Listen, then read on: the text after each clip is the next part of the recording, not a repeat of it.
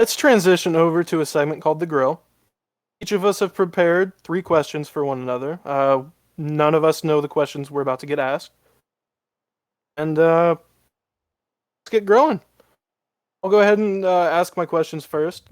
Jake, these are for you. I'll go ahead and lead off with the first one. Oh Are the boy. Chargers going to win the AFC West? Just to clarify, the AFC West consists of the Raiders, the Broncos, the Chargers, and the Chiefs. Um, After the performance from the Chiefs Sunday night, I don't think it's far-fetched to say such a thing. I think the Chargers offense has played such they've played very well in these first 5 weeks. I don't see many defenses stopping them right now. Mike Williams leads the league in touchdowns and receiving touchdowns with 6. So, He's not even their wide receiver one. right, yeah, he's wide receiver 2. And that's what's crazy. Herbert's putting up numbers that I personally expected him to put up these numbers this year. I thought after last season he's just gonna get better. It was like Patrick Mahomes. He had a great first season and then just got better. So I don't think it's totally out of the question of them winning the division, but you still have the Chiefs to play against. You still have the Raiders, who, though they lost this week, they've played very well in the beginning of the season, and you still have that Broncos defense to go up against. Yeah, 100%.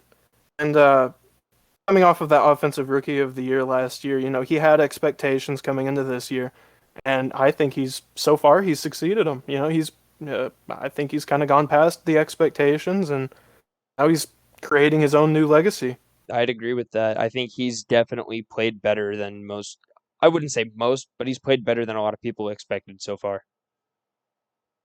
Let's get into the second one. You're a head coach going into next week, right? Hmm. Just next week. Who are you taking at quarterback? Kirk Cousins or Matt Ryan? Mm, that's that's a tough one. So obviously, I'm not given like wide receivers or anything. I'm assuming like I'm just pick between the two. Yeah, I I still like Matty Ice.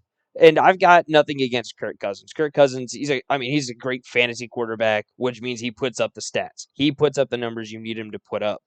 It just doesn't translate well to the Vikings' success.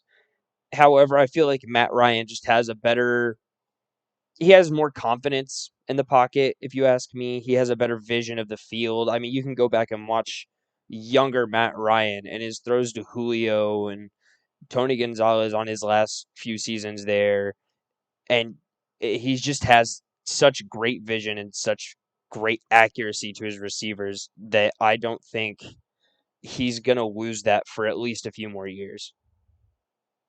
I think it would be really interesting to see those two swap teams. Uh, I don't know if I don't know if the team's success would change. I don't know if it would stay the same. That would be a really interesting Hmm. thing. I think Obviously, I think probably wouldn't happen, but yeah, I think the Vikings honestly might be better with Ryan. I mean, like I said, not to take anything away from Kirk Cousins, he's a very good quarterback, but I think having a guy like Matt Ryan with such experience as he does, and like I said, good awareness in the pocket, more confidence, and better awareness, I think he would be a better fit for guys like Justin Jefferson and Adam Thielen on that team. all right. Now let's get into the third question. This is a little bit more fine-tuned for you since you're a Bears fan. Okay. Is Allen Robinson a Bear at the end of this season or going into next season? At the end of this season, yes. Going into next season, I I don't think so. I think the Bears traded Anthony Miller early on this season. So that moved Marquise Goodwin up to wide receiver 3. Darnell Mooney is a very good wide receiver 2. But talent like Allen Robinson doesn't come around very often. There are many great wide receivers in the league, but talent like him just doesn't come around like this often. So to lose somebody like Allen Robinson would be a shame.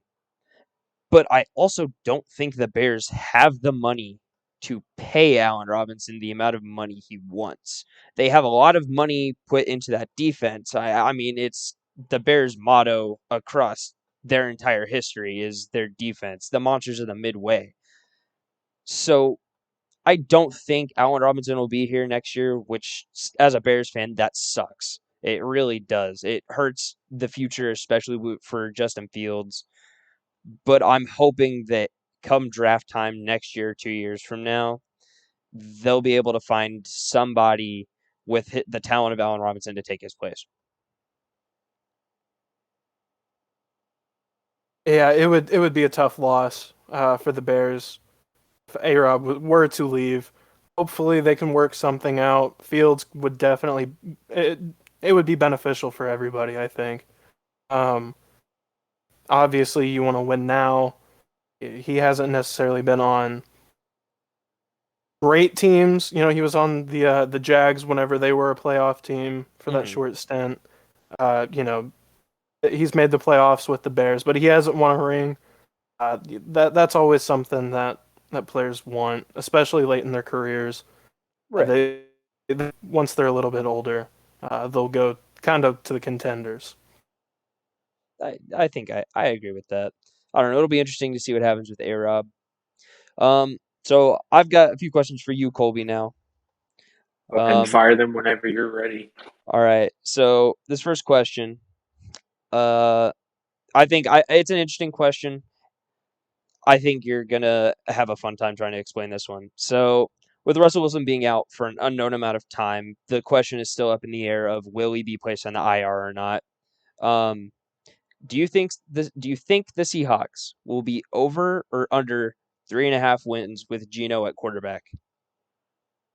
Ooh, let me go pull up the remaining schedule. Who they're going to be playing I because it mean, all right, depends on what they're going to do with Russell Wilson.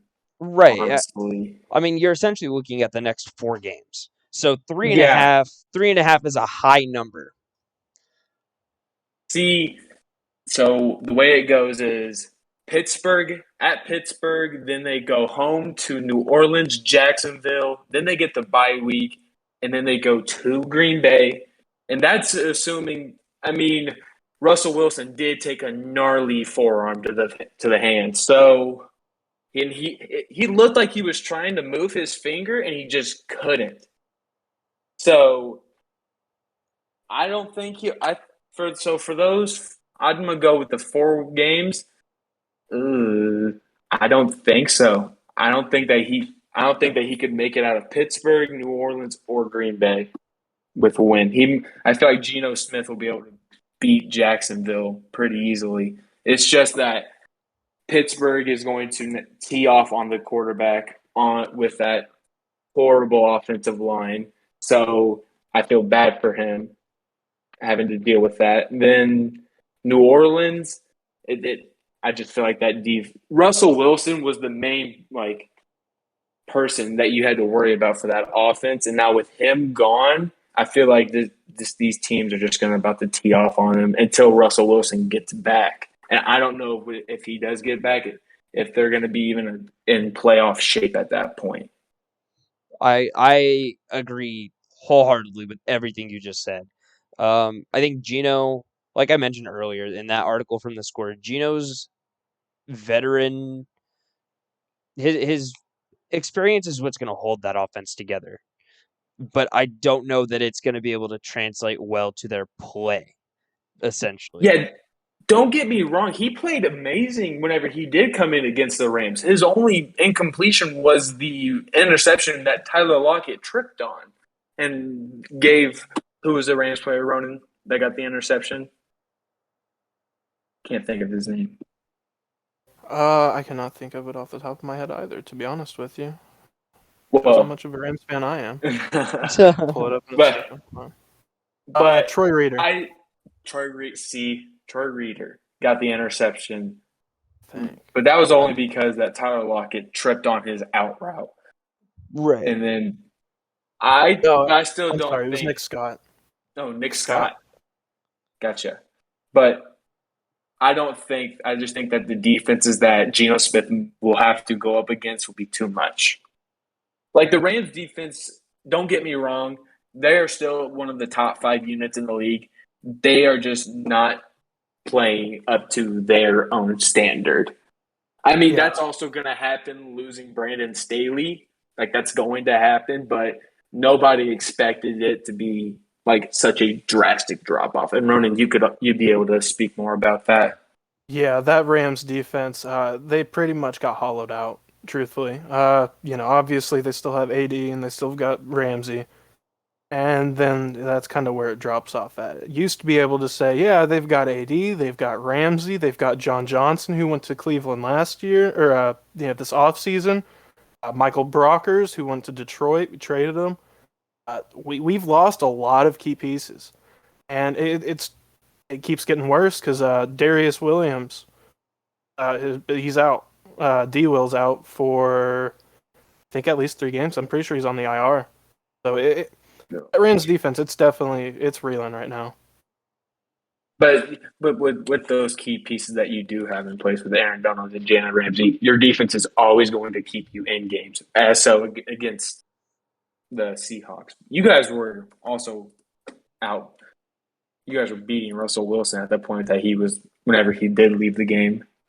Yeah, I don't know if the Seahawks. I mean, yeah, it's the Seahawks. Like I said, they can create a big play on a dime, but I don't know if they were necessarily going to win that game whenever Wilson went out. But regardless, we saw Monday night with the Ravens. Anything can happen. Yeah, so Geno most likely under 3 wins in his time at starting QB. Let's go into the next question, Colby. It appears that a lot of quarterbacks are really on top of their game right now, with Herbert and Allen just being some examples. What's the biggest part of a defense right now, do you think, to stop these quarterbacks? The defensive backs or the pass rush? See, now that goes with two, like who are you playing? Like for Tom Brady, I would say pass rush at that. Like playing against him have to be pass rush. But like for like Josh Allen, like I'm glad that you asked this question. In the one game that he lost was to Pittsburgh, and he did not look good in that game. Pittsburgh blitzed Josh Allen only one time out of I think 68 plays, and ended up dropping about 8 to 7 people always in coverage. And I saw a stat that's what the Bills ended up doing to Patrick Mahomes on Sunday night. So that can go either way, but honestly, with the way that the NFL is now, with it being so pass heavy, I'd have to say that the DBs would have to be the ones like the most like important on a defense to stopping these new young gun quarterbacks. See, I agree with that for the most part. I love a good pass rush. Um, Oh, I think like you said, like with guys like Tom Brady, if you can get to Tom Brady quick enough, you're gonna stop him all game. Um, and then you've got these scrambling quarterbacks where if you can get the rush in quick enough to collapse the pocket, I just they may not have the confidence or the awareness to get that ball off. So I think that conversation very well goes either way. But you explained your answer very well. We'll go into the last question here. I think this is a very fun question. So you've got a rookie quarterback getting their first start in a game. Which wide receiver would you like to have as part of your wide receiver core to put you in the best position to win? Cooper Kupp or Keenan Allen? yeah, that is a really good question. Cooper Kupp, he has always been an underrated receiver, and he is having a phenomenal year this year. But just for the savviness of Keenan Allen, like his route running and all that, and having like Cooper Kupp he's a phenomenal receiver from the X receiver to the slot receiver. Mhm. It's just the route savviness of Keenan Allen, that he'll be able to get open no matter what. For a rookie quarterback, yeah, I would rather personally have Keenan Allen than Cooper Kupp.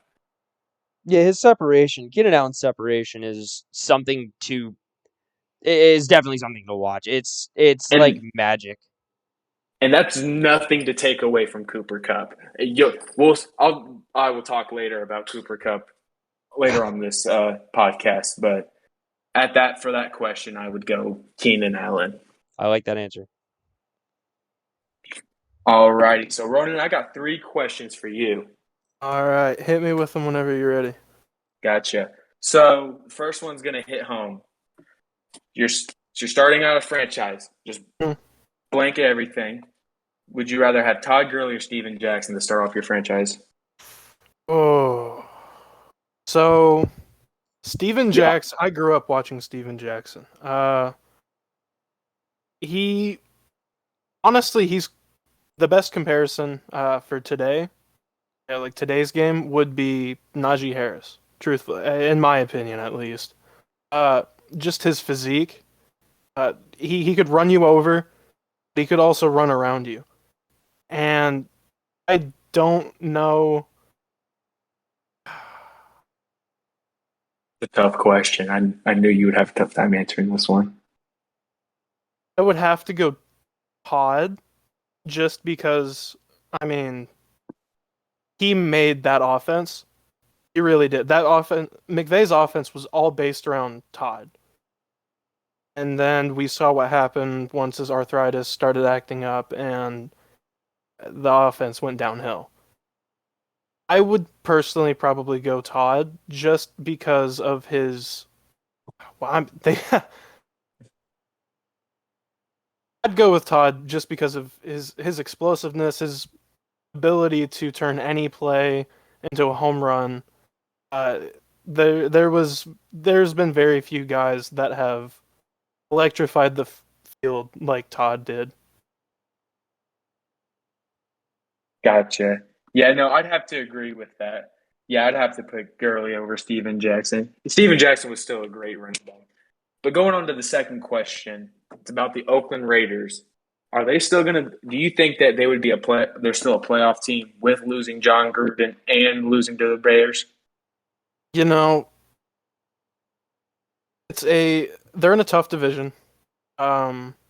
With the Chiefs, the Chargers, and even the Broncos look solid. But I mean, they've shown that they can take out those top teams. I don't think that they're dead in the water. I think they still have a fighting chance. They're definitely going to have to rally around in the locker room after losing their head coach. Hopefully, with how Gruden left, hopefully the locker room comes together. And just kind of ensures that everybody's on the same page. But I don't think they're a playoff team, truthfully. They've got a hard division. They lost to the Bears, which was a game that they should have won. Going against a rookie quarterback, I would say probably not. It's very tough what they're going through, and it sucks for them because it finally looked like they were on the come up, being 3-1 or whatever, and then losing to the Bears and then losing John Gruden the same week is not a fun time to be a Raiders fan. And then I'm going to ask you a fantasy question to be the final one. If you had the first overall pick, would you rather pick CMC or AK-41? Now is this like PPR. if I were to be drafting like at the beginning of this season, or if we're just like from today, like fantasy team right now? Let's say you're starting off a season. You'll be starting off your fantasy season. I don't think that Kamara is necessarily a bad choice. I mean, obviously, he's proved that he can be that guy. I would go CMC though, just because of his consistency whenever he is on the field. I think it outweighs the uh, the possibility that he could get injured. Uh, I'm really pulling for the fact that he's not injury prone and it's been kind of a fluke. But I'd go CMC. It's really not. It's a toss up at this point with CMC. Just these past 2 years, him being quote unquote injury prone, Right. but it's just I would I would rather go AK-41 just because of how dependable he is out of those two. 100%. That's not a bad pick either. Exactly. Neither or were a bad pick. I just wanted to get your thoughts on it.